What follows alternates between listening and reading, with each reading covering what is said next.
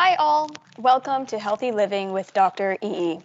Before we begin the event, please be reminded that the content is copyrighted. No recording or sharing is allowed.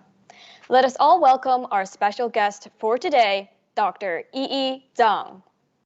Hi everyone, and thank you so much for yet again taking another Saturday morning to listen to me talk. I'm really thankful and really grateful that I'm able to have this opportunity to share all of this knowledge with you. Dr. EE, the pandemic has been going on for over a year now. What new updates are there? So we've been stuck in this pandemic for a while now, but soon we should be heading into a different phase, more like the endemic phase of the pandemic. So before we get there, I want to give everyone an update on what's happening so far and what has been discovered. We have more data now from the pandemic, and from this we have new findings. But with any data, you'll always find that some research will say one thing, others will find conflicting results. One research will show one percentage, another one might show a different number, so just keep that in mind. Hopefully by next year, we'll have even more data, and then we'll be able to pull out better and better information. So the first one is that now that COVID has been for a while, the next hurdle we'll be facing isn't really more the initial infection of COVID, but more of long COVID. Now, what is long COVID? Most people who catch COVID-19 won't become severely ill and they will recover. However, a significant number will continue to have long-term problems after the initial infection. It doesn't really seem to matter if they weren't very ill in the first place. And this long COVID can last for weeks or even months. Another name that people call it is post-COVID-19 syndrome. To gain more insight, the U.S. National Institutes of Health has launched an ambitious study to investigate long COVID.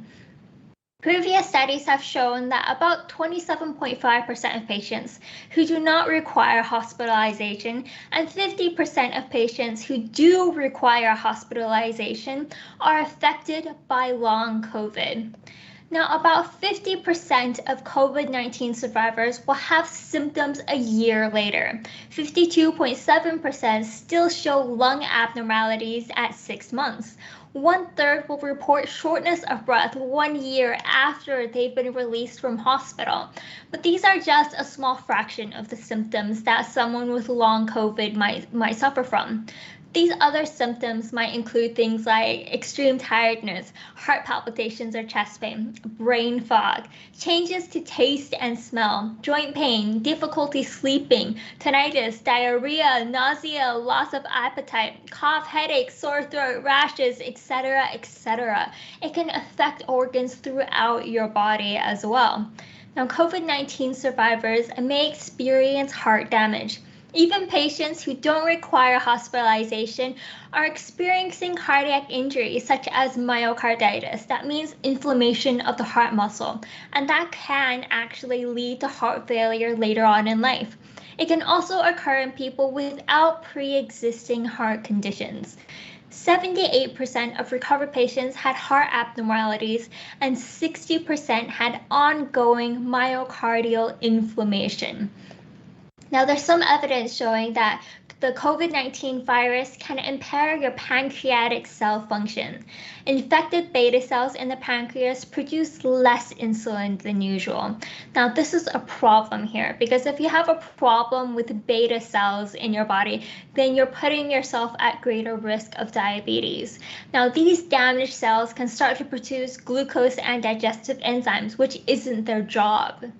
So some COVID-19 survivors have developed diabetes shortly after the infection. Now, long COVID can kill months after the initial infection. There's a 59% increased risk of dying within 6 months after getting COVID-19. Excess mortality translates to about 8 extra deaths per 1,000 survivors. But there is some good news out there. People who are vaccinated and get COVID-19 are less likely to develop long COVID.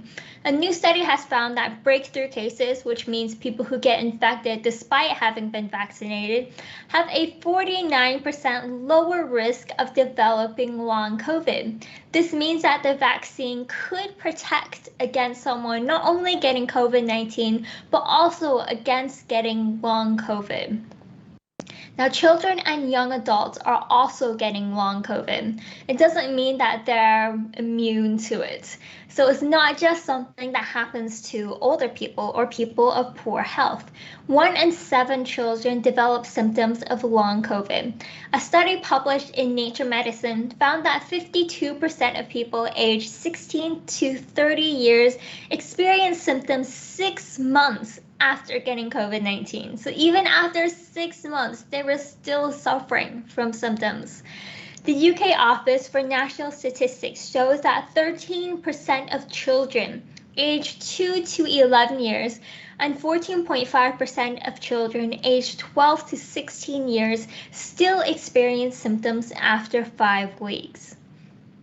So 1 in 5 asymptomatic COVID-19 patients will develop long COVID symptoms.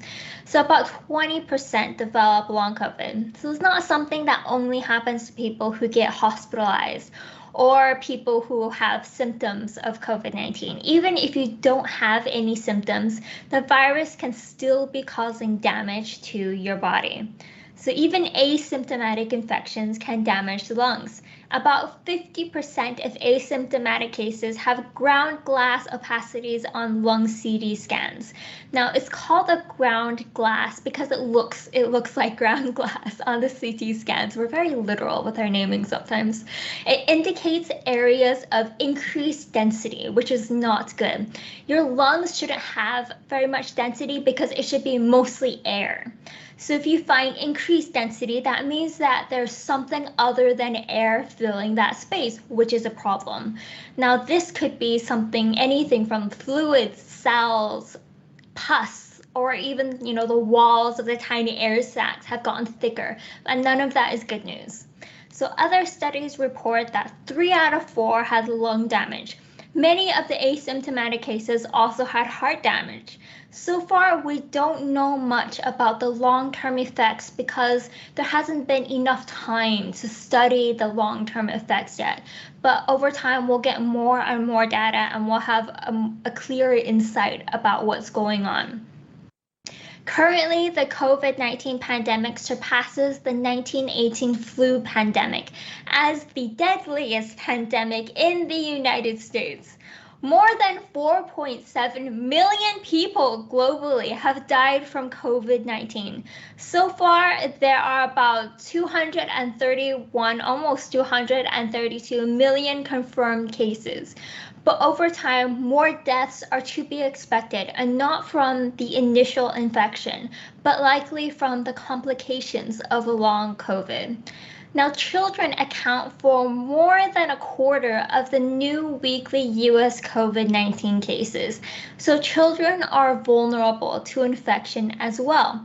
And knowing this, although some children are getting vaccinated as an off-label use of the vaccine, FDA authorization isn't there yet. But Pfizer is seeking FDA authorization to give the vaccine to kids ages 5 to 11. The US CDC really emphasizes the importance of vaccination. If you're unvaccinated, you're 10 times more likely to be hospitalized and 11 times more likely to die of COVID-19 compared to those who are fully vaccinated. Now, research shows that the Moderna COVID-19 vaccine is more effective at preventing hospitalization than the Pfizer-BioNTech vaccine or the Johnson & Johnson's Janssen vaccine. Moderna is so far showing to be about 95% effective. Pfizer-BioNTech is about 80% effective, and the Janssen vaccine is about 60% effective. Now, so far, there are 7 vaccines approved for use by the WHO, and let's just go through them. The first one is Moderna. It's an mRNA vaccine, and it's approved in 72 countries and has had 28 trials done in 2 countries. Next one is Pfizer-BioNTech, which is also an mRNA vaccine. It's approved in 100 countries and it's done 33 trials in 16 countries. The Janssen, also known as the Johnson & Johnson vaccine, is a non-replicating viral vector vaccine. It's approved in 66 countries with 10 trials done in 16 countries. AstraZeneca is also a non-replicating viral vector vaccine. It's approved in 122 countries with 40 trials done in 2 countries. Now, the Serum Institute of India also has a non-replicating viral vector vaccine. It's approved in 45 countries and has done 2 trials in 1 country. Now, from China, we have the Sinopharm vaccine, which is an inactivated vaccine. It's approved in 64 countries with 11 trials done in 4 countries. And we also have the Sinovac vaccine, which is also an inactivated vaccine. It's approved in 40 countries with 19 trials in 2 countries. So we have a lot of vaccine options out there. So it doesn't really matter which vaccine you get. The most important one is to just have a look at where you live, which vaccines are available to you, and just take a vaccine. All right, any vaccine is better than not being vaccinated at all. Dr. Yi, a lot of people have been feeling more stress during the pandemic. What effect does stress have on our health? So with this pandemic into its 2nd year, with all of these months of social distancing, and not only has our daily routines been rocked, but we also have, it's like our work-life balance is gone. You know, work has invaded our life. Our life has invaded, everything is just intertwined now. And it's brought all sorts of ongoing uncertainty into our lives. So it's not surprising that stress has increased during the pandemic. Now, huge data sets have shown changes in mental health during the pandemic. The devastation of the pandemic, the millions of deaths, the economic strife, the unprecedented curbs on social interaction, all of this has had an effect on people's mental health. The average share of adults reporting symptoms of anxiety disorder and or depressive disorder has increased from 11% in January to June of 2019 to 41% in January 2021. And honestly, you know, when you look at this data, a part of you is just like, I'm not really surprised. You know, it's been tough on all of us. So the COVID stress disorder, now, it's a lot of things all feeding into each other. Now, young adults have experienced a number of pandemic-related consequences, like university closures, loss of income that has impacted mental health, as well as curbs on social interaction. During the pandemic, now I'm talking about young adults here because even prior to the pandemic, young adults were already at a higher risk of poor mental health, although many unfortunately didn't receive adequate treatment for it. But during the pandemic, a larger than average share of young adults report symptoms of anxiety or depressive disorder, about 56%. So if you look at us all, you know, the economy and the job market has also not been kind. Research from prior economic downturns shows that job loss is associated with increased depression, anxiety, distress, and low self-esteem. Even prior to the pandemic, adults in households with job loss or lower incomes report higher rates of, symptoms of mental illness or just stress. So it's no surprising that those who are employed want to work really, really hard to keep their jobs. But then when you do this, and then plus that we're also working from home, this can blur lines that used to be pretty fixed. So there's more and more people as well reporting working longer hours or irregular hours because there's no longer that clear-cut line between this is when I start work, this is when I'm done with work, and this is when I'm at home and no longer at work. So research during the pandemic also points to concerns around poor mental health and well-being for children and their parents, particularly mothers. because many are experiencing challenges with school closures and lack of childcare. Women with children are more likely to report symptoms of anxiety or depression than men with children, about 49% compared to 40%. Plus, for a lot of people, they get cabin fever, being trapped at home all the time. Now, whether this is people living at home, if they're stuck with roommates, families, partners, everyone is always around, just stuck in a confined space, it can create more stress. Or if someone is already stressed, then any additional annoyances, even if they're really small, in the past you might have been able to just brush it off, but because you're already so stressed, it seems like a much bigger problem than it was before. Another thing that's happening for all of us is something called COVID-somnia. Now, this is the phenomenon that's hit people all over the world as they experience insomnia linked to the stress of life during COVID-19.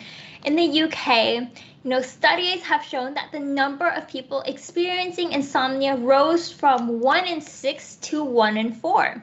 In China, insomnia rates have risen from 14.6% to 20% during their peak lockdown.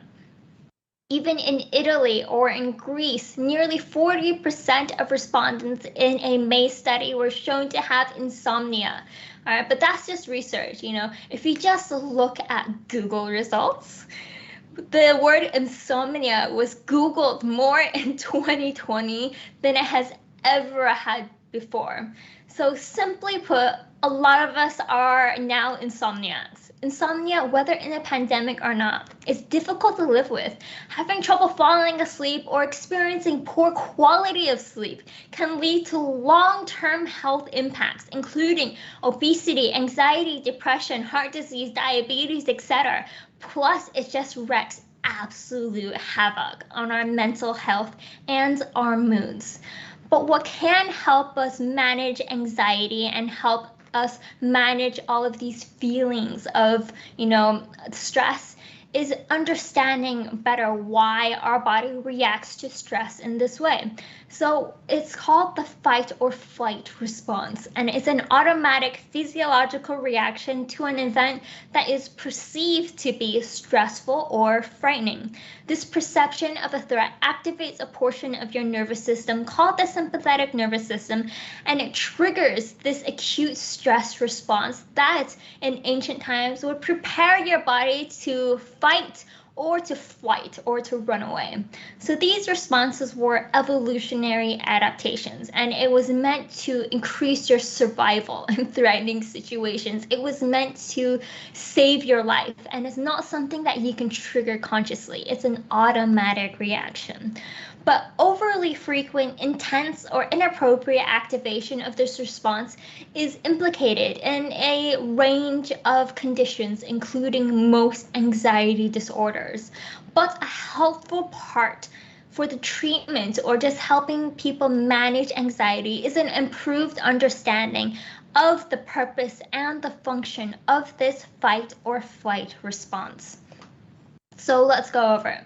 Now, if you look at all of these responses, right, these are all emergency functions. So this fight or flight response, it plays a critical role in truly threatening situations. But people who suffer from anxiety disorders or stress or poor mental health, other conditions might actually trigger this. And all of these, these threat systems, they become overactive. So how does it start? Now, firstly, the hypothalamus is a bit like the command center of your brain. This area of the brain communicates with the rest of the body through the autonomic nervous system, which controls involuntary body functions like breathing, blood pressure, heartbeats, all of these things. So it's all very involuntary. All right, now the autonomic nervous system has two components, the sympathetic nervous system and the parasympathetic nervous system. The sympathetic nervous system functions like the gas pedal in the car. All right, so if you are facing down a lion, what happens then is the sympathetic nervous system presses the gas pedal to the floor. It triggers the fight or flight response, providing the body with all of these things that will help you, survive. It will help you survive. Now, the parasympathetic nervous system is a bit like the brake. It is responsible for the opposite of the fight or flight response, the rest and digest response. And this is what helps calm the body down after the danger has passed. So what happens is the amygdala sends a distress signal. The hypothalamus then activates the sympathetic nervous system by sending signals through your nervous system.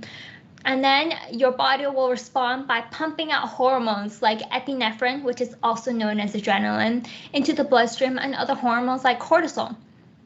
As these hormones circulate throughout the body, it brings about a number of physiological changes. Your heart beats faster. You start pushing blood to the muscles, your heart and other vital organs. Your pulse rate, your blood pressure go up. You breathe faster. The small airways in your lungs open wide, so you get more oxygen. Extra oxygen is sent to your brain, so you feel more alert. Sight, hearing, other senses become sharper. Meanwhile, epinephrine also releases blood sugar, and fats from temporary storage sites in your body, which will just flood your body and supply energy to your body.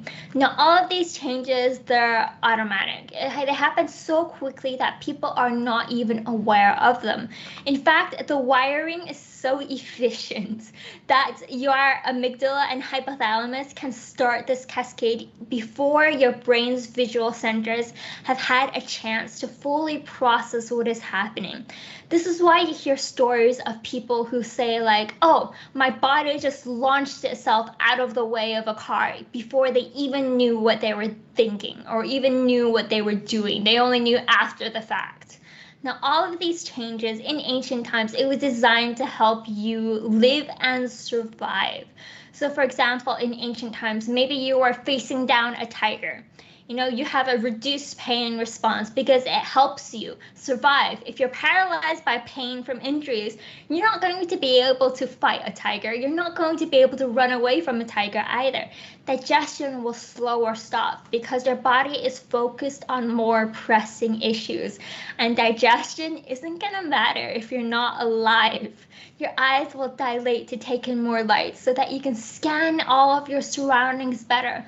Now, all of these things, it did have a very important role. But unfortunately, now in modern life, this sort of response can be triggered inappropriately and lead to problems. Now, remember when I said that this response is triggered by a perceived threat? This means that the threat doesn't have to be real. It can be something intangible. For example, even though none of us are facing down tigers on a daily basis, the fight or flight response can still help us out. It can help us perform better in situations when we're under pressure to do well, like at work or in school, or even in situations where it doesn't really help us out, like a traffic jam or you got stage fright or something like that. It's usually still okay because our body can weather it. Our body has been designed to tolerate it. But this stress response is supposed to be self-limiting. Once the perceived threat has passed, hormone levels should return to normal. And as these hormone levels return to normal, your heart rate decreases, everything goes back to normal. But when you're always feeling stressed, when you're always feeling under attack, then that fight or flight response is always turned on. And the problem comes when we don't put the brakes on the stress and our body is perpetually in a state of high alert. So this chronic low-level stress, it keeps this entire chain of responses activated, much like a motor that has been idling for too long. So after a while, this has an effect on the body that contributes to health problems associated with chronic stress. So these persistent epinephrine or hormone surges can damage blood vessels and arteries, increase blood pressure, and increase the risk of heart attacks or even strokes. The elevated cortisol levels can create physiological changes that help replenish your body's energy stores that are depleted during the stress response. But then they also inadvertently contribute to the buildup of fat tissue and contribute to weight gain. That's why people who are always stressed all the time, they find that the number on the scale tends to go up. All of the comfort eating doesn't really help either. So for example, cortisol will also increase appetite. So people will also want to eat more. It really doesn't help. It also increases the storage of unused nutrients as fat. So this persistent stress response can increase levels of inflammation in our body and as a whole contributes to a whole host of conditions such as autoimmune diseases, cancer, or anxiety, depression, digestive problems, headache, muscle tension and pain, sleep problems, memory and concentration impairment, etc., etc.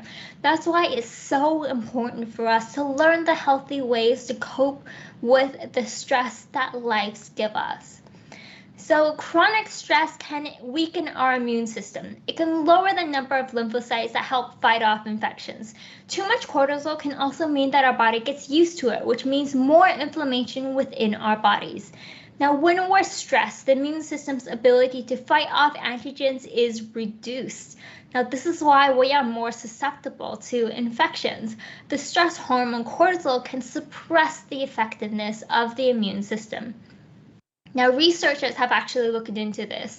For nearly a decade, researchers studied medical students. We're always getting used as guinea pigs for things. But among other things, they found that the students' immunity went down every year in a very predictable time, and that was around their 3-day exam period. Test takers had fewer natural killer cells, which fight tumors and viral infections.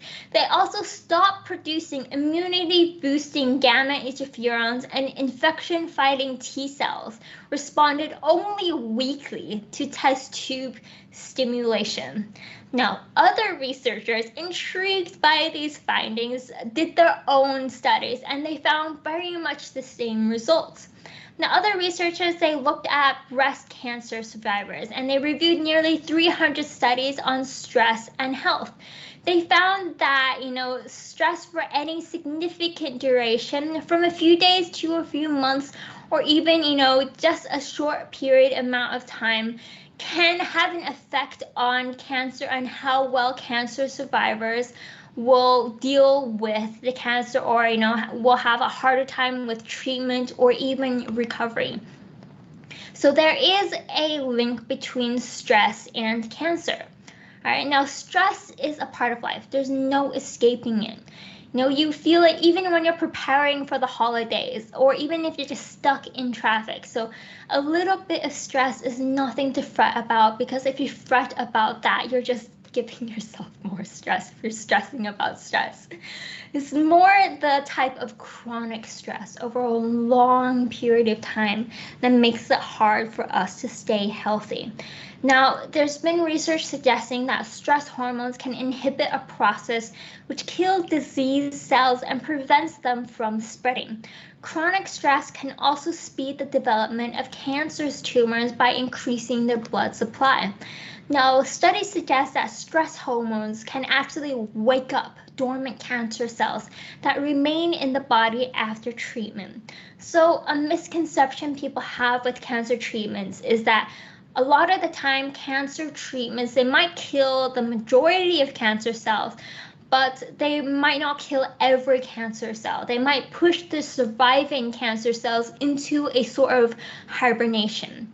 Now, these dormant cells either stop growing or they grow very, very slowly, but because there are so few of them, it's impossible to find them with standard tests. That's why doctors never say, oh, you're cured of cancer. It's more, you're in remission. Which means that so far with our modern tests and technology, we can't find an evidence of cancer in you, but that doesn't mean that you don't have cancer cells. All right, so usually these surviving cancer cells, they don't cause any issues unless they start growing again. So researchers have suspected that there might be a link between stress and cancer for a pretty long time, but the mechanism behind that link was somewhat elusive. But now we have more and more studies looking into this and shedding more light on exactly why there is this sort of connection between stress and cancer. Now, in experiments done in mice, stress hormones triggered a chain reaction in immune cells that sort of prompted these dormant cancer cells to wake up and form tumors again. Researchers found that these dormant lung cancer cells form tumors in stressed mice, but not in unstressed mice. Other studies have looked at humans, and they linked chronic stress to cancer progression in humans. An analysis of multiple different studies with a total number of about 700,000 women found that there may be a link between stressful events and breast cancer. What's more, this same mechanism could be contributing to cancer growth and treatment resistance in other ways. So this stress response can be impacting cancer from multiple different angles. So studies have shown that stress hormones can increase the number of pro-tumor cells in tumors. This means that stress can not only wake up dormant cancer cells, but it could also provide the right environment for them to grow. So we know that stress has a profound impact on how our body systems function. But now that we know this, this type of no end in sight sort of stress can leave us prone to diseases like cancer.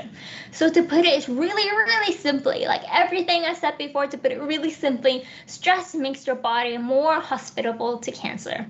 The medical director of Cancer Treatment Centers of America has stated that chronic stress creates something of a perfect storm, where precancerous cells can grow and flourish.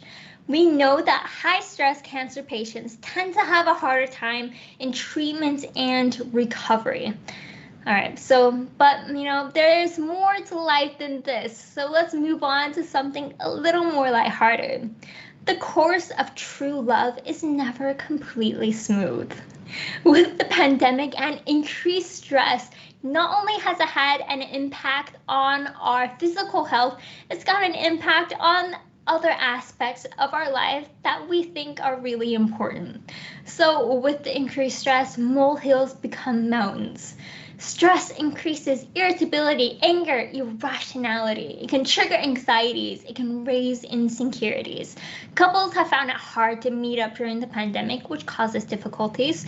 Contrary to what people say, prolonged distance does not make the heart fonder.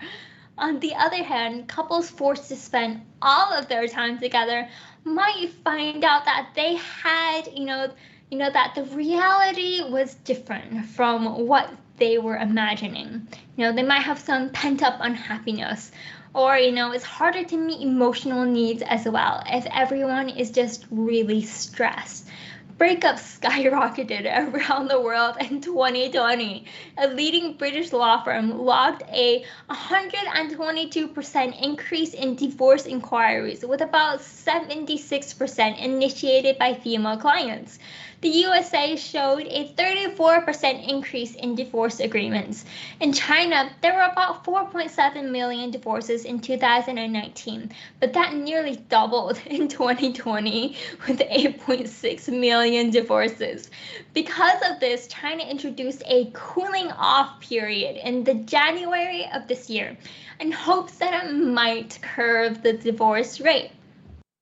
So not only did divorces increase, marriage rates also tumbled, but that's not entirely surprising. It's hard for people to meet. Plus, with all of the other restrictions going on, it's hard to tie the knot and throw that ceremony, that celebration that people deserve. In Japan, marriage rates decreased by nearly 137%. In Italy, the marriage rates decreased by 80% in the second quarter of 2020. In South Korea, the marriage rates decreased by 10.7%. So love, it isn't all rainbows and butterflies. It actually causes a lot of stress. For the first 6 months of falling in love, you have a much higher level of cortisol in your body. But after about 12 to 24 months, the cortisol levels tend to go back to normal. High cortisol levels can impair the immune system, increase the risk of infections, and increase the risk of having high blood pressure. So if you described all of these symptoms of love to someone, it does sound like they're unwell, right? We call it lovesick. They've got sweaty palms, they stammer, their heart is thumping, they have a flushed face, weak legs, brain fog, etc., etc. So love is a chemical reaction. It's all in the brain and not the heart. There's about 3 general stages of love. The first is attraction, which dopamine, norepinephrine, and serotonin are responsible for. The second is sexual desire, which is testosterone, estrogen, and progesterone. Attachment, the third stage, happens with the oxytocin and vasopressin. It's these chemicals reacting in the brain that will give you these feelings of love. So let's look into the chemistry of love. Dopamine is also known as the feel-good hormone. It's the same chemical that will give people a high or get them addicted to things. Norepinephrine, also known as noradrenaline, is one of the hormones released in times of stress. Now, these two together make you feel alive.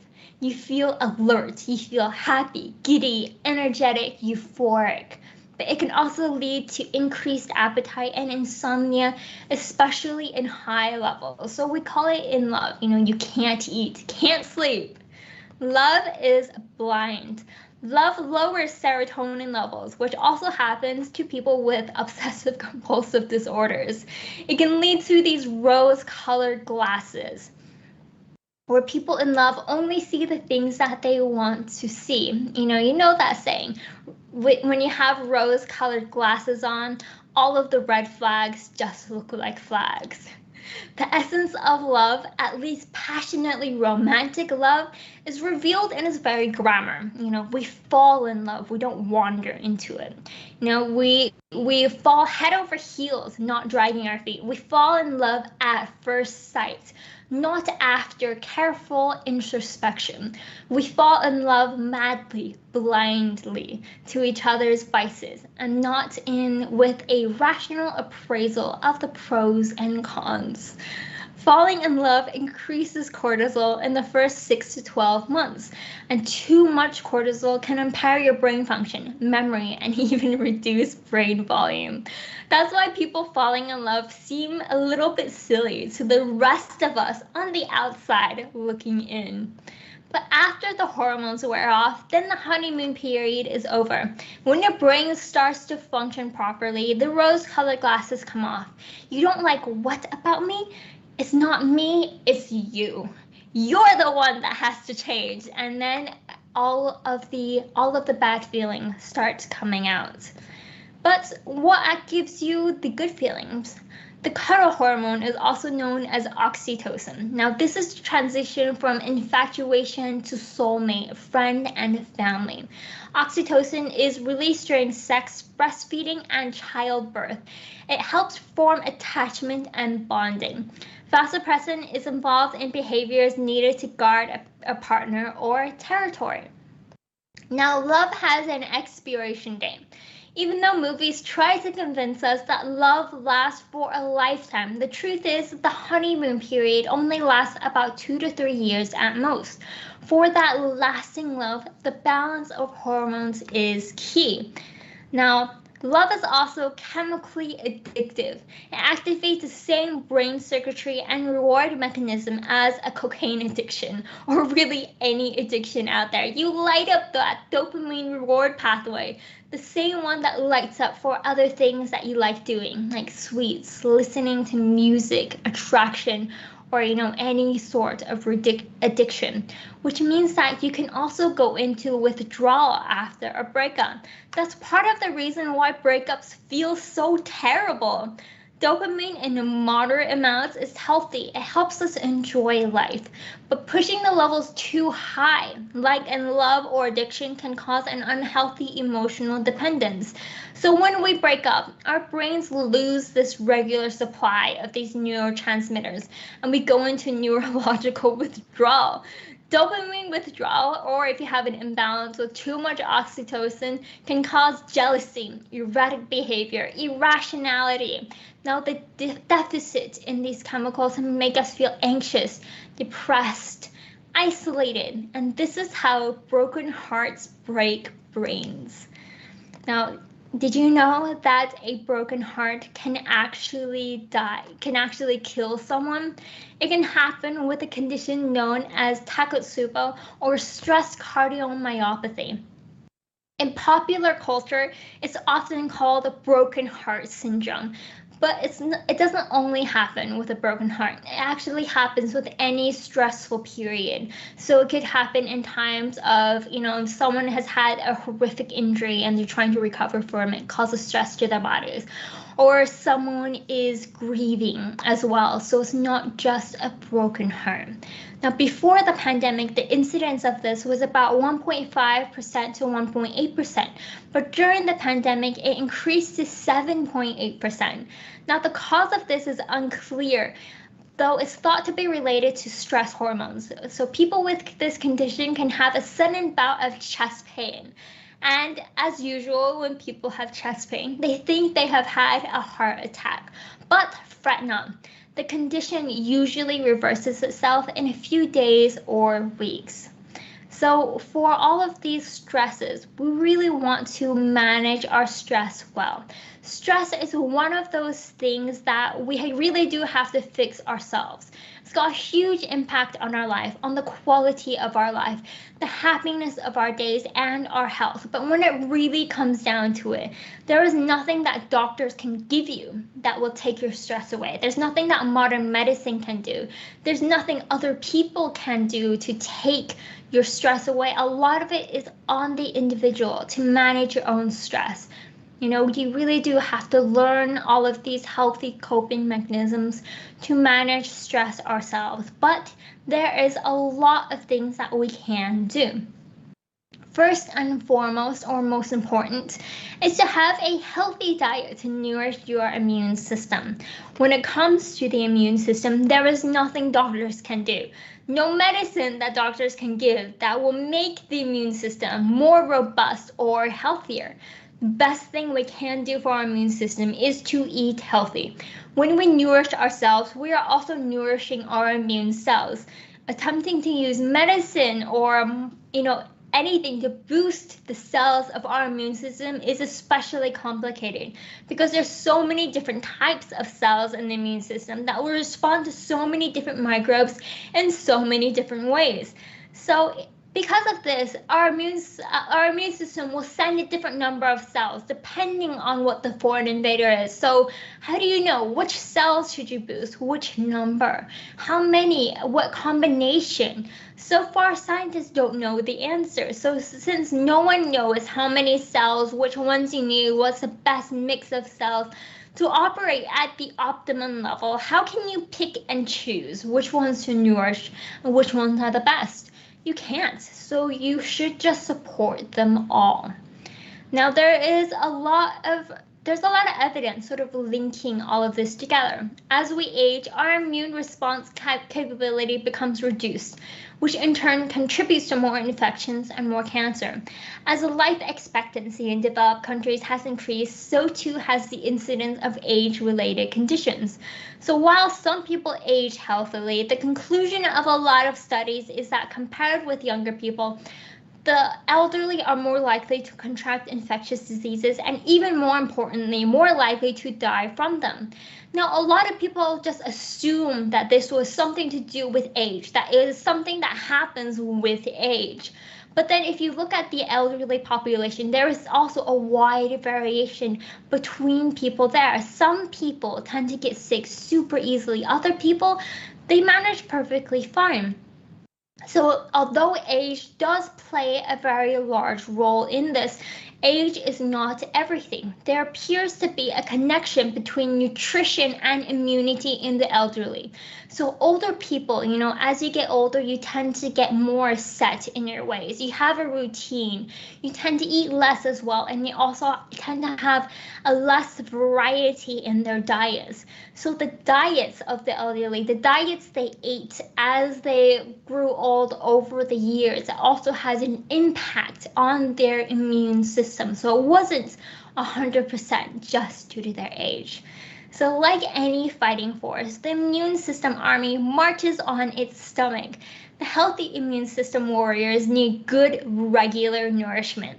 Scientists have long recognized that people who live in poverty or are malnourished are more vulnerable to infectious diseases because they don't have this adequate nutrition.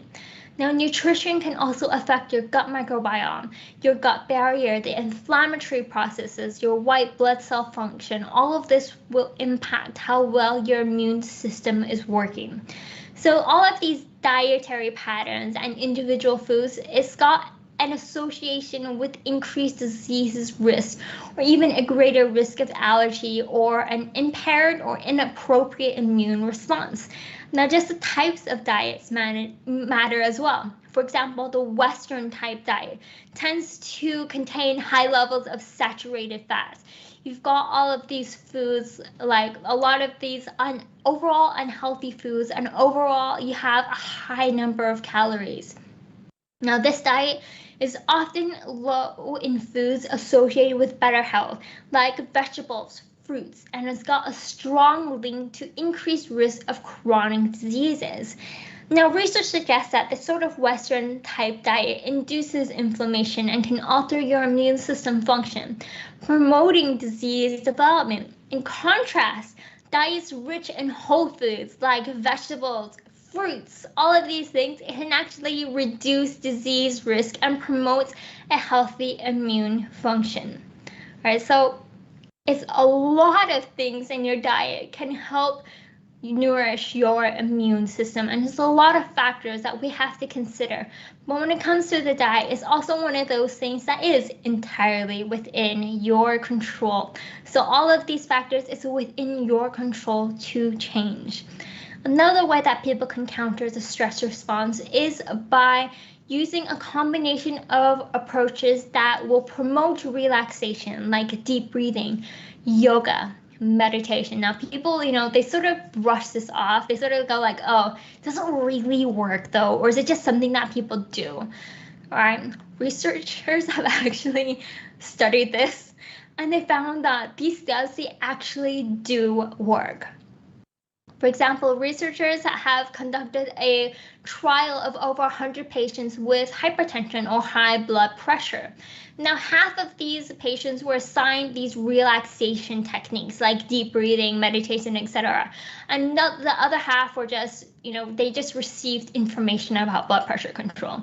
So about after 8 weeks, the half that actually underwent these relaxation techniques, they had a significantly lower blood pressure, and of that group, a significant number actually went on to reduce or even cut out at least one of their blood pressure medications.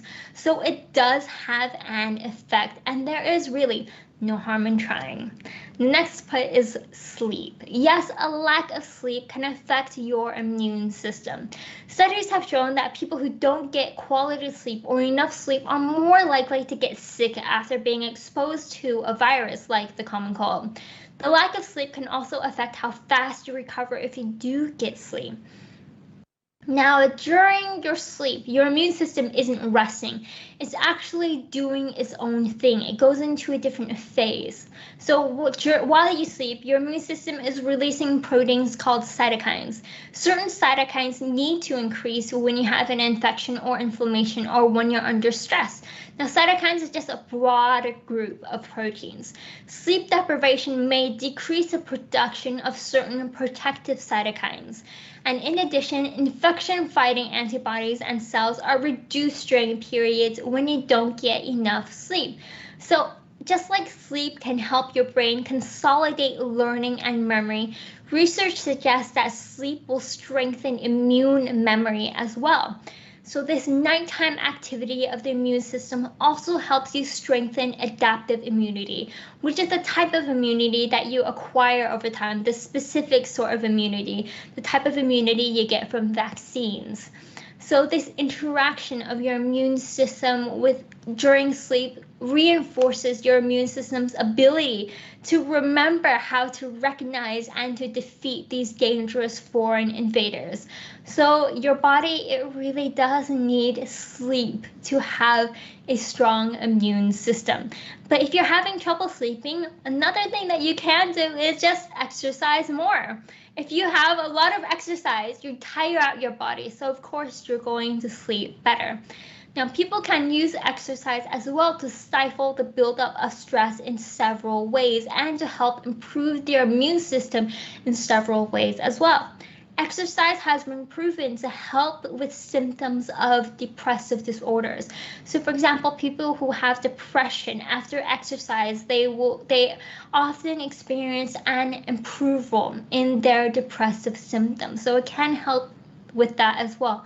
But exercise will also help enhance lymph circulation, which in turn helps filter out toxins. Your immune cells are constantly roaming around your body, looking for problems like cops patrolling the streets.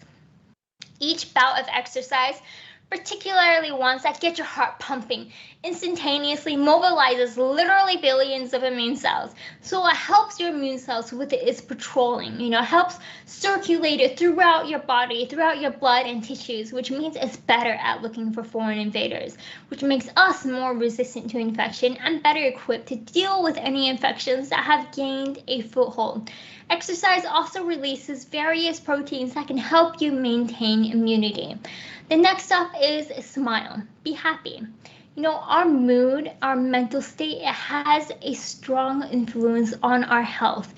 Being happy can cause the brain to release dopamine, and it can also increase immune defense against viruses. So there's a lot of things that will link together all of this with our mood, with our general well-being, and this is social support and an attitude of gratitude. Now, when it comes to social support, it's well known that people who are more isolated, that people who are more lonely, they have poorer health.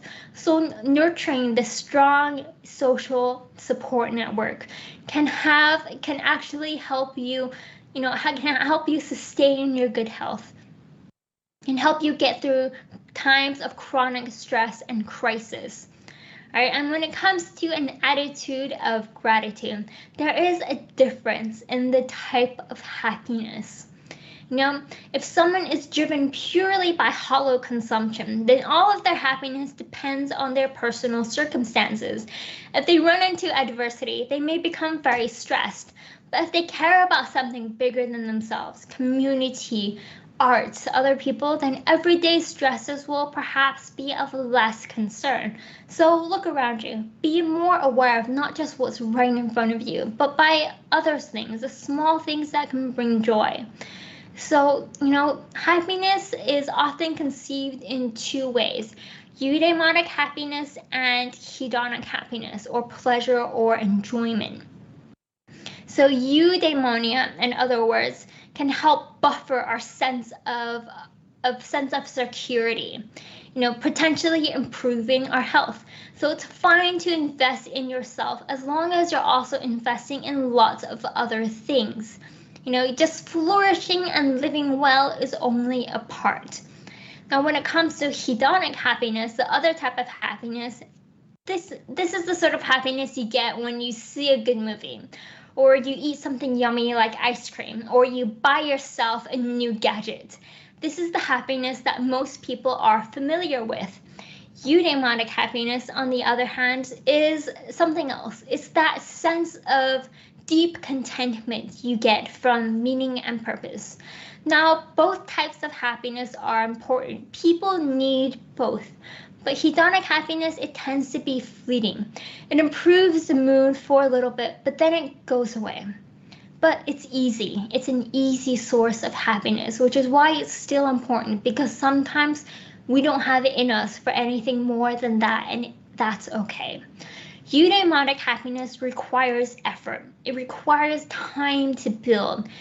This type of happiness is about being kind to others. It's about opening the door for someone with their hands full, giving a sincere compliment. It's about expressing gratitude, smiling if you feel like it, listening to others, telling others how much you appreciate them.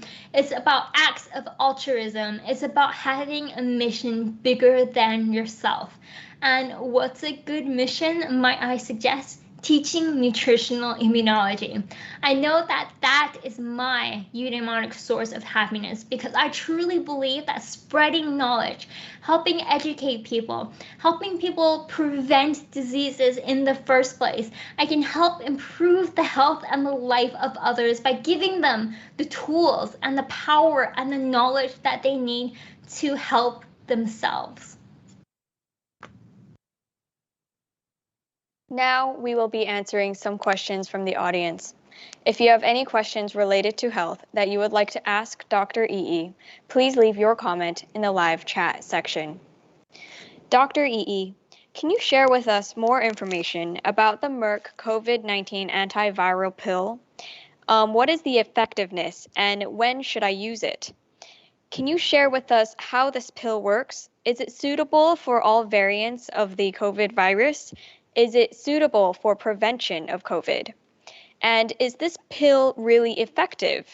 Is this pill considered a cure? So Merck's announcement that they have a new sort of antiviral pill has caused a lot of interest in this sort of pill.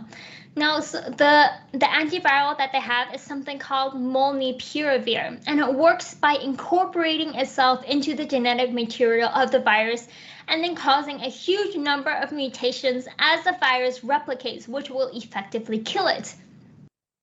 Now, if you think about it, cancer in humans arises because of mutations. So mutations in general is something that is very not good for things that want to replicate and to keep going on. So it kills these viruses by a mechanism known as lethal mutagenesis. So in these sort of really simple terms, it causes the machinery that reproduces the virus's genetic material to make mistakes, to break down, and therefore it renders any copies of the virus defective and it doesn't work anymore. So theoretically, it should work for the SARS-CoV-2 virus because what happens then is that is targeting this part of the virus that is in control of reading its RNA sequence and replicating it. And since that is something that most viruses of this class have, theoretically, it should work for a lot of variants. Now, what we're concerned about these variants is that, people, the worry people have with that is that when we design our vaccines, the vaccine is looking at a certain part of the virus, is looking at a certain protein of the virus, right? So it's a bit like, if you're showing a picture to someone and you go, we're out to target this person. All right, so vaccines will target this person. But if the person, they get a haircut or they, change a jacket or something, you still should be able to recognize them, right? So, but if it changes too radically, like if they get plastic surgery to, change their face entirely, then, you start to have difficulty recognizing this thing. And that's why, a lot of these varieties are getting better and better and better at escaping the vaccine. But when it comes to this one works in a slightly different way. Now, when you're looking at these sort of medications, it induces RNA mutagenesis. So it is targeting a part of the virus that is not a protein on the outside of the virus, if I can say that. It's not targeting that sort of protein, but it's targeting something called the viral RNA-dependent RNA polymerase. So this is a sort of essential protein that is encoded in the genomes of all RNA-containing viruses. So, and since the COVID-19 virus is an RNA virus, it has this polymerase, this DNA-dependent RNA polymerase. It's got a long name. It's also called RNA replicase. So it's all of these viruses will have this enzyme because this enzyme is needed to replicate DNA from DNA. All right, so theoretically, not only could this sort of medication be used for COVID-19 viruses, but it could theoretically be used for a whole host of different types of viruses as well. But we still need, we still need a lot more research going into that. So this class of drug it targets how a virus replicates. It's not inducing the immune system to recognize it. There's no recognizing that it needs to, there's no recognition that needs to happen going on. All that matters is that is this RNA replicate, is this RNA dependent RNase polymerase present or not? If it's not present, the drug won't have an effect. If it is present, then the drug is meant to target this and to interfere with its function. And by interfering with this function, then the virus won't be able to remain functional, is the goal here. So far, the studies and the trials they've done have shown a reduction in the hospitalization rates. It's showing that it nearly halved hospitalizations in a huge number of high-risk COVID-19 patients. So now this is super, super promising, because so far the medications that we do have are things like monoclonal antibodies, and these monoclonal antibodies are administered by things like IV infusion. So this is usually has to be done in a hospital or a clinic where infected people can risk transmitting the viruses to medical staff or to other people, and plus it's more invasive. No one wants to get needles stabbed into the arm and they just have to sit there for a few hours while the medicine drips its way through, right? So and on the other hand, these monoclonal antibody treatments is also really, really expensive. Another advantage of this new COVID medication is that it can be taken as a pill. So that's why people call it a COVID pill, enabling patients to potentially be treated at home so they don't have to go into hospitals. They don't have to travel more and risk spreading the virus more. And so far, it's projected that the cost of this medication will be much, much cheaper than the monoclonal antibody treatment that is currently available to treat, COVID-19 patients. So, because so far the clinical studies have shown that it's to be relatively safe, it's been well tolerated, it's more affordable than the other options, and it's much easier to administer, it is super promising. But so far, it's still in its very early stages. We haven't exactly pinned down, who should be taking it, who should not be taking it. They haven't even pinned down if it would be offered only by doctors by prescription, or if they can sell it over the counter to anyone at all. All of this is we still have to see what the future brings to us, but it is something that is pretty promising. So it is something to keep an eye on. Dr. EE, does a good immune system prevent long COVID? And sorry, go on. A COVID patient with category 4 or 5, which triggers a cytokine storm, how should one deal with this? Okay, so when you have a good immune system is something that is always, always more promising for any disease. A good immune system is of course good for any illness, including long COVID. But when it comes to preventing long COVID, the best way to prevent it is to stop yourself from catching COVID-19 to begin with. And the way you do that is through safe distancing measures, good hand hygiene, and of course, getting vaccinated if you can. But if you already have COVID-19 and you're suffering from COVID-19, then what some patients have, especially the ones with severe cases, is something called a cytokine storm. So what a cytokine storm is that It is when your body goes into a state of hyperinflation. Now, cytokines are usually released by your immune system in responses to infections or, in response to any sort of danger or foreign invader. But what happens in a cytokine storm is that your body releases too many cytokines.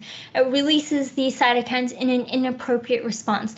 So your body goes into the state of way too much inflammation. It is a symptom. A lot of people think that it's because your immune system is too strong, but that's not the case. It is an inappropriate response by your immune system. So rather than your immune system being too strong, it's more like your immune system has malfunction. Your immune system is not reacting in a way that it should be reacting in. All right, and so far people still don't really know why does a cytokine storm happen in some people and why does it not happen in other people. It's happened in people who are elderly with a lot of health conditions, but it's also happened in really young patients as well, supposedly young, perfectly healthy patients as well, and they get this cytokine storm going on.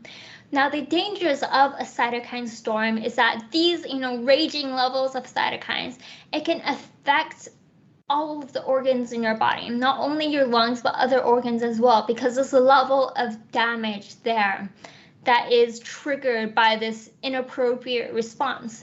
So far, there is not a lot of things that we can do to treat cytokine storms specifically. Cytokine storms are also not something that is unique to COVID-19. It is something that can happen, although rarely in other infections as well. We're just hearing about it a lot in conjunction with COVID-19 because there have been so many cases of it. We're sitting in a pandemic, it's always on our minds. So anything COVID-19 related tends to make the news. But these cytokine storms, it's not something special to COVID-19. It can happen with all sorts of infections out there. But so far, modern medicine, we still don't have a really good way of treating it. There's a lot of therapies that people are trying at the moment. For example, therapies such as monoclonal antibodies to help, target the infection itself. There's a lot of things with, trying out steroids to reduce the levels of inflammation and so forth. But so far, the main treatment is to just support the patient, support their body's functions as they try to weather the storm, basically. Dr. EE, I'm on blood thinning medication called warfarin, and my doctor told me not to eat any vegetables with vitamin K. What should I do?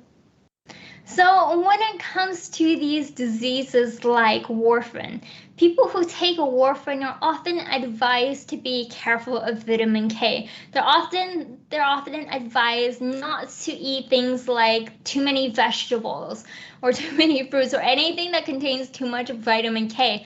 Now, why do they say this? Now, it's because, vitamin K can reverse the effects of warfarin. In a hospital setting, doctors can use about 5 milligrams of vitamin K to reverse warfarin. In some cases, even up to 10 milligrams of vitamin K. Now, we do have this option to reverse warfarin because, in emergency situations, if you have a patient on warfarin and they need to go for something like emergency surgery, you want their blood to clot. Warfarin is a drug that stops their blood from clotting. But if you need emergency surgery, if you need a surgeon to cut you open, not clotting means bleeding to death. So you really do want a way to reverse the warfarin in emergency situations. And the sort of treatment for that is vitamin K. So this is why doctors will warn patients on warfarin not to eat things like fruits and vegetables that contain vitamin K.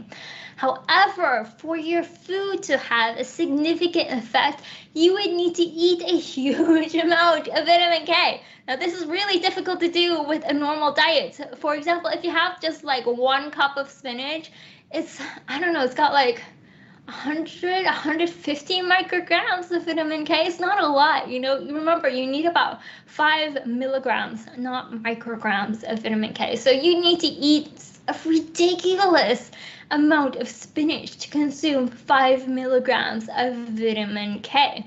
But as with anything, medicines react weirdly in different people.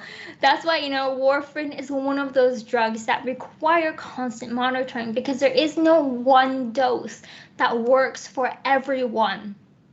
All right, so when you first get put on warfarin, what happens is then that you should be getting your blood levels, your blood clotting levels checked.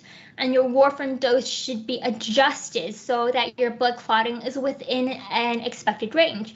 And the dosage of warfarin, or even the timing of the warfarin, can vary from person to person. So warfarin is one of those medications that is very individualized.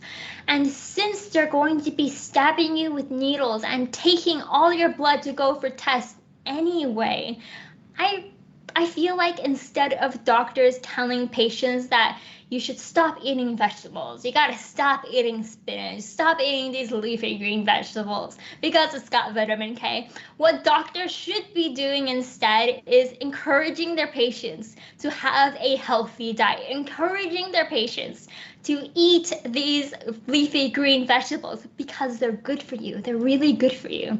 And since you're going to be monitoring the clotting levels anyway, since you're going to be stabbing them with needles anyway, don't let it go to waste. All right, adjust the medicine to the patient. Do not adjust the patient to the medication. All right, that is what I believe. So if your doctor says this, what you should be saying is that you should be super set in your resolution to have a healthy diet. Okay, so if your doctor tells you that, what you should be saying is telling them, I'm going to be eating a healthy diet. I will continue to eat green leafy vegetables, and you can adjust my warfarin dose to me. All right, that is what you should be doing because doctors shouldn't be discouraging their patients from eating healthy. All right, why? All right, so, but the important thing is that you do want to be somewhat consistent with your diet. All right, that's the one caveat I have. You don't want to have a regular dosage of warfarin that you've been on for a while and then like drastically change your diet. That's not good. All right, that might have an effect on your medication because warfarin is one of those super finicky medications. All right, so you want to have a regular diet of leafy green vegetables. Okay, that's okay. You just want to be consistent about that, and your doctor should adjust your warfarin to match you. Okay, so on the other hand, you can also, if you don't want to go through this finicky process of adjusting warfarin to suit you, there are other medications out there. There are these medications called the new oral anticoagulants, most of which don't require the same extensive monitoring that warfarin requires. They don't have the same dietary restrictions, and they should anticoagulate at a level that is just as good as warfarin.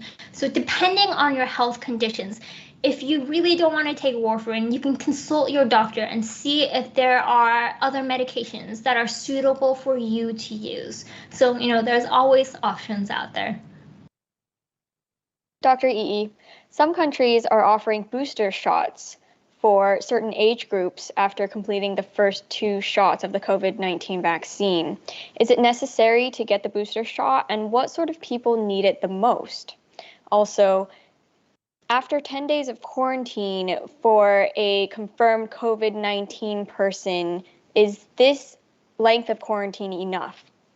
Will the person still be able to spread COVID to others after 10 days? Also, Dr. EE, currently many who have gotten the 2 doses of the vaccine can be infected with COVID, and especially some elderly who have lost their lives. Please give us some advice on prevention, and is the 3rd dose helpful in that regard? All right, so when it comes to these booster shots of the COVID-19 vaccine, why are they looking at these booster shots? Now, when you're looking at these booster shots of the COVID-19 vaccine, the main issue there is to try to boost the levels of immunity for the at-risk population. Now, the at-risk population tends to be the elderly or the immunocompromised. All right. So for people who are younger and who are healthier, so far, we still don't need the booster vaccines yet, but because the elderly, the immunocompromised, they're at risk of the more severe consequences of COVID-19 to begin with. They're more likely to become hospitalized, they're more likely to be severely ill. So when it comes to these things, what happens is that we want to protect this at-risk population. All right, so when it comes to this booster shot,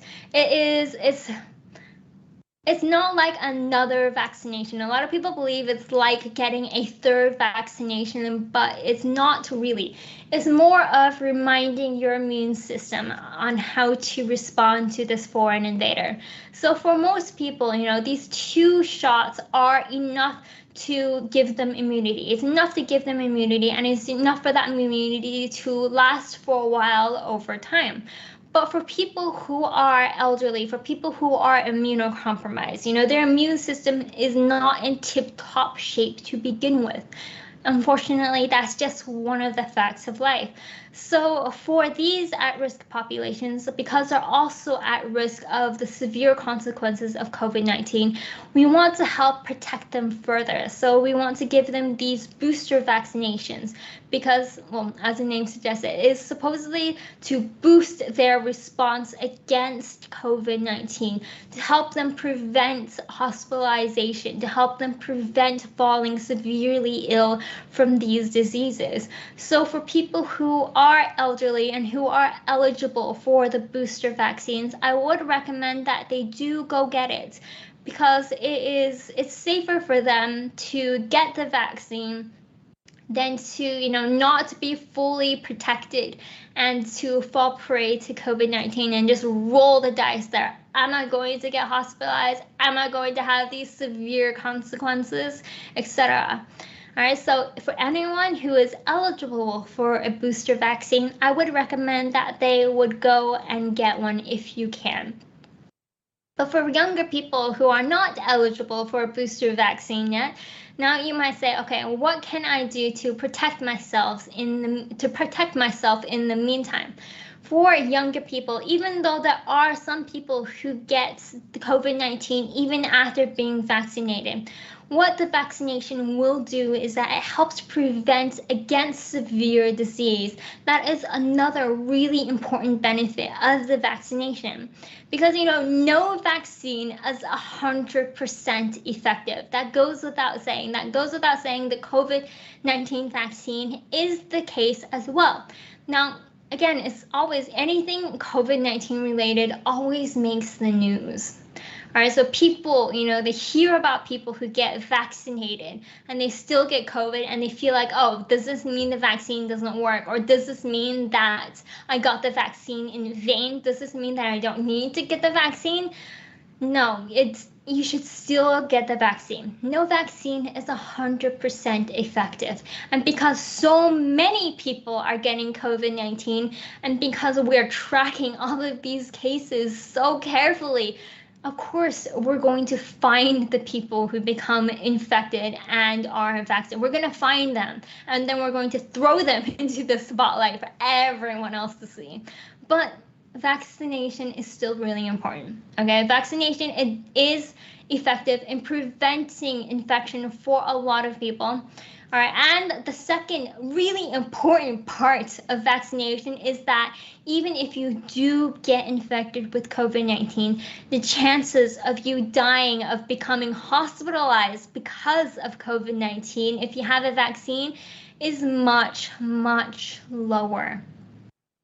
All right, and third, another thing the vaccine does is that because it's trained your immune system to recognize the virus, to attack it, to destroy it. What happens is that people who are vaccinated may be less likely to spread COVID-19 if they have it because they have a lower viral load, which means a lower the lower number of viruses in them. If you have a really high number of viruses in you, then you're shedding virus everywhere, right? It's like throwing confetti. You got virus shedding everywhere. But if you don't have very much virus to shed to begin with, then the chances of you spreading it around is a lot smaller too. So there's so many benefits to getting vaccinated.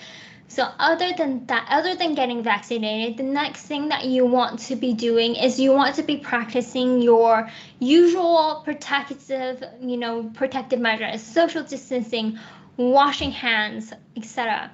Now, when it comes to this, 10-day quarantine after COVID-19, so far what we're aiming for is a good balance between, the length of time we want to force people to quarantine and, how much we want to protect everyone else as well. And so far, 10 to 14 days seems to be a good length of time. It's a good length of time for most people to get over COVID, to, not be at risk of spreading virus everywhere. That's what we want to prevent. Spread virus we don't want that. So what it shows now is that this is a good period. It's a good balance between trying to prevent that and also not locking people up forever. Because a lot of it, we are reaching a time of COVID fatigue. People have gotten less careful about all of these distancing measures. They're getting less careful about all of these measures to prevent getting infected. And if you keep forcing these sort of things on people, this level of unhappiness will rise. People are not going to be compliant. It will have a negative effect on your mental health as well. So there's a balance between how long do we want to force people into quarantine versus, the protective mechanisms we want on everyone else. And so far, that seems to be a good balance. But for anyone, even if you're still getting out of quarantine, if you've never been in quarantine, if you're not vaccinated, if you are vaccinated, everyone should still be practicing these measures like safe distancing, hand washing, wearing a mask. All of these 3 measures have been proven to help prevent the spread of COVID-19. All right, and it's not only preventing, yourself from getting sick, you want to protect other people as well. All right, so you want to stop yourself from spreading the vaccine. Even if you don't have it, you might be asymptomatic and not know you have it and be spreading it anyway. So really, all of these measures are to help protect not only you, but everyone around you as well. The next thing that has been, that I also want to address is that all of these measures to stop the spread of the virus could also help stop the emergence of these vaccine variants.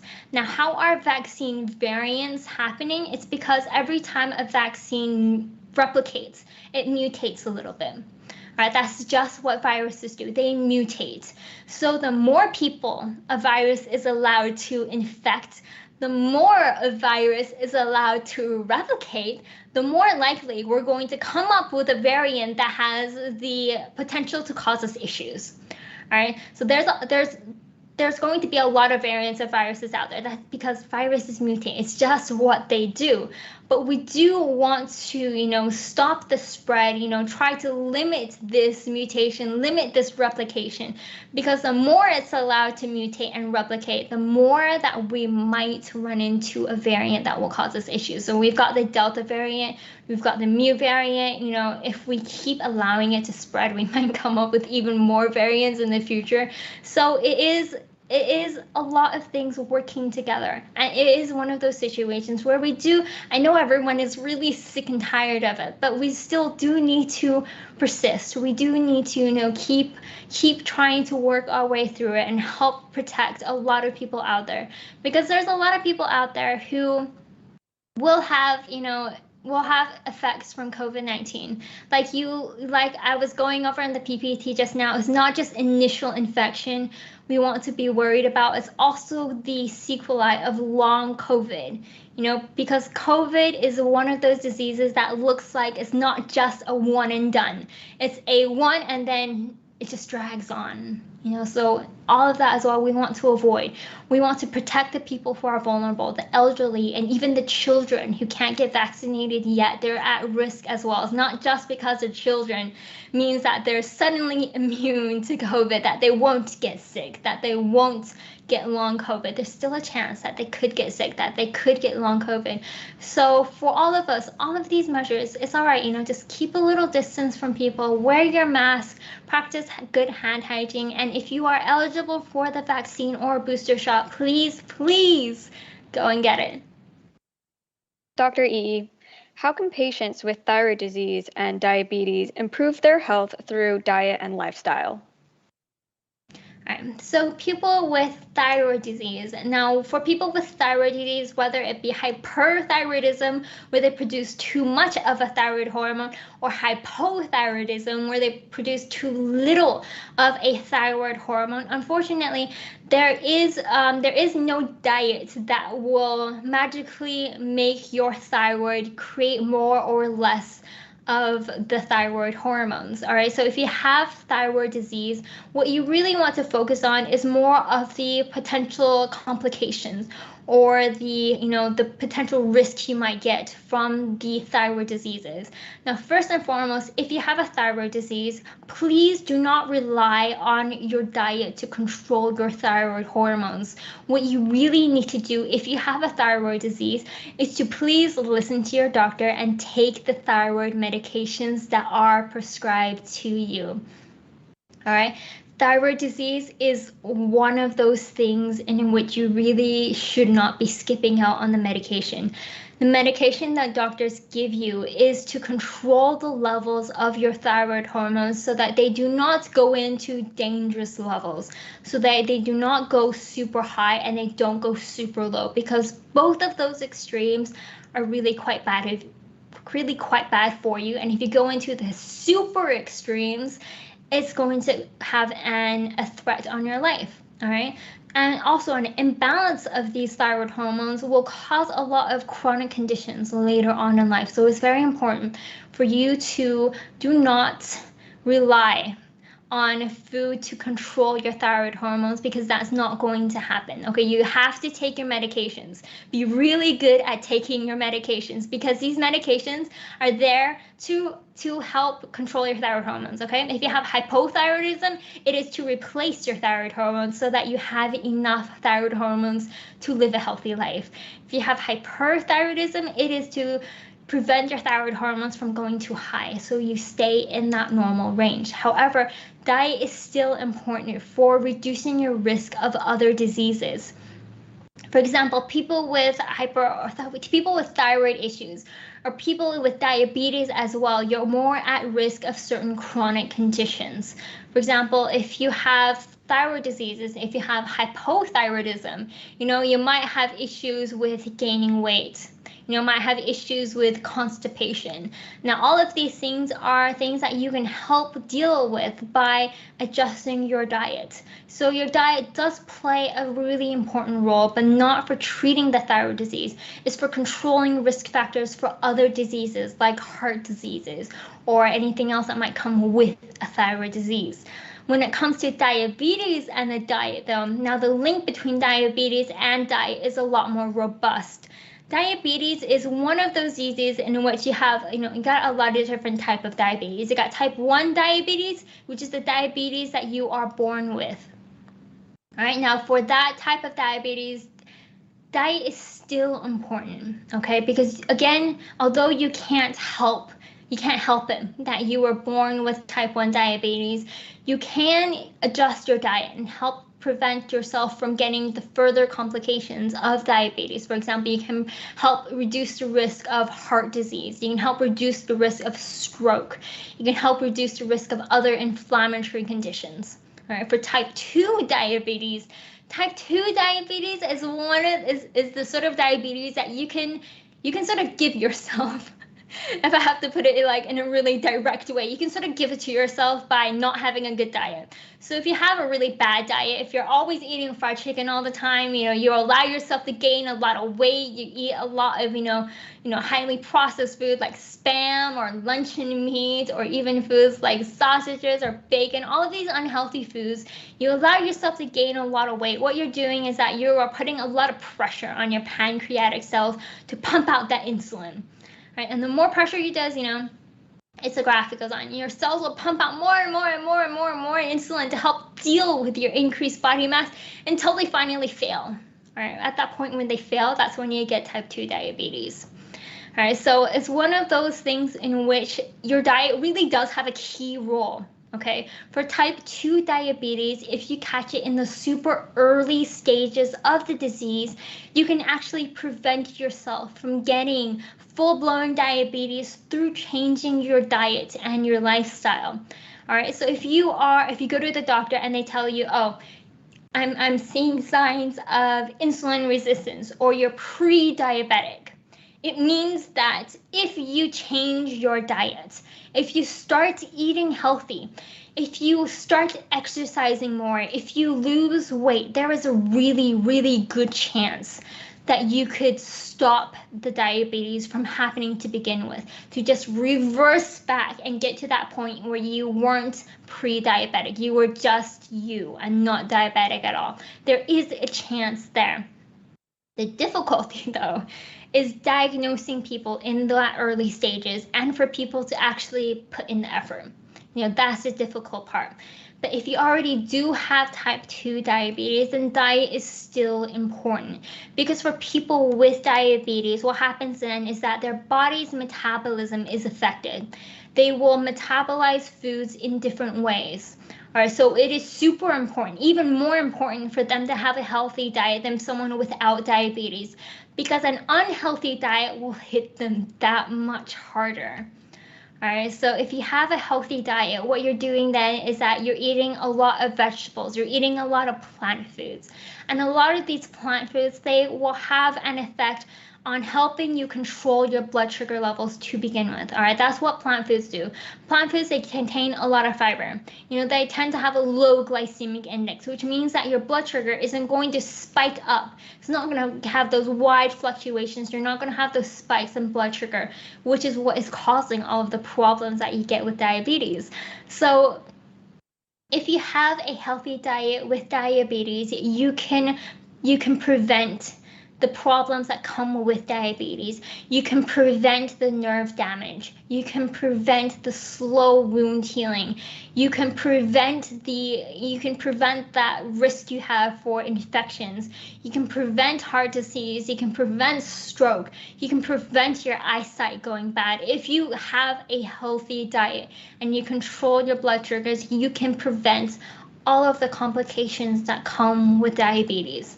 All right, so for diabetes, it is super important that you eat healthy. And when it comes to eating healthy, what I mean is you got to eat a lot of plant foods. You want to eat the foods that have a lot of fiber in it, that have a lot of different phytonutrients in it, because it helps your health in so many ways, and not only helping you control your blood sugar levels. Due to time constraints, the next question will be our last question. Dr. Ii, can you tell us a bit more about perfluorocarbons used in cosmetics? How safe are they? All right, so when you have perfluorocarbons, perfluorocarbons are something that is like something out of a sci-fi movie. Okay, there are compounds that is really, really, really good at attracting oxygen, at sort of, becoming oxygen. So they're really good at holding on to oxygen. Now, in the past, perfluorocarbons were looked at as an alternate way of, oxygenating someone. Now, if you ever see, sci-fi movies, you always see movies where people will, go into space, or they are frozen in a liquid, or like Star Trek, like sort of healthcare. of something, and they manage to get their nutrients and their oxygen through this liquid. Right now, it's not exactly entirely out of the realm of possibility. Now, perfluorocarbons have been used as something as a potential for liquid ventilation, which means that instead of ventilating someone with oxygen, they would ventilate them with a liquid, and not water, but a liquid of perfluorocarbons, because it's just so good at holding on to oxygen and giving off that oxygen to the body. So a lot of research has been done with this, and if you're looking at this, they've done research in neonates, who were born too early, and they had lung issues because their lungs weren't fully formed. They would try out this liquid ventilation, and it could possibly help them. It could also possibly help adults as well, especially adults who went through traumatic injuries, who went through burns and whatnot. They could also help them with liquid ventilation and help them oxygenate their body even better. So yes, there's a lot of uses for perfluorocarbons in the medical field, but a lot of it is still still more cutting edge, and it's very much in the realm of sci-fi, but I sort of like it about that. I sort of like the idea of being able to ventilate people with a liquid like perfluorocarbons. But when it comes to the safety of perfluorocarbons are super stable compounds. And because they're super stable compounds, this means that they're not likely to react with other chemicals out there, which means that they're likely to just stay in its own lane. It's going to do its job, and it's just going to ignore the other distractions around it, which is basically what it means when I say it's super stable. So you can throw a lot of things at that, and it's just going to, it's just going to do its thing. It's going to, do its thing with oxygen, attract the oxygen, become super oxygenated, do its own thing, and it's not likely to deviate from this. All right, so being super stable means that it's got a very reliable effect. And if you look at the perfluorocarbons, there's a lot of them out there, but there are a lot of types of perfluorocarbons that we look at for medical research. And for the ones that they use in medical research, for the ones that they could use for, in the clinical setting, just think about it. They pump it into someone's lungs. All right. Do that, it's safe to put on your skin. So perfluorocarbons are one of those things that is super interesting out there, and you don't have to worry about it having danger to your skin.